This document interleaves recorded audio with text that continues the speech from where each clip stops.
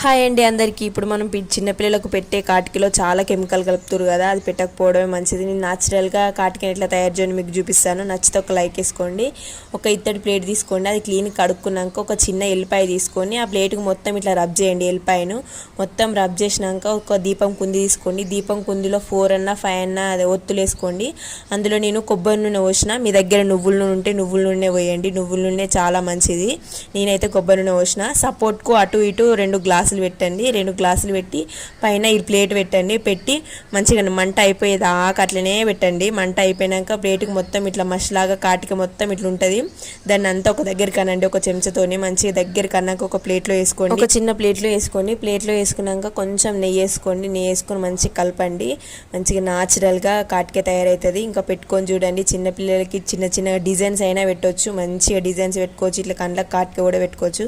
ఈ వీడియో మీకు నచ్చినట్లయితే లైక్, సబ్స్క్రైబ్.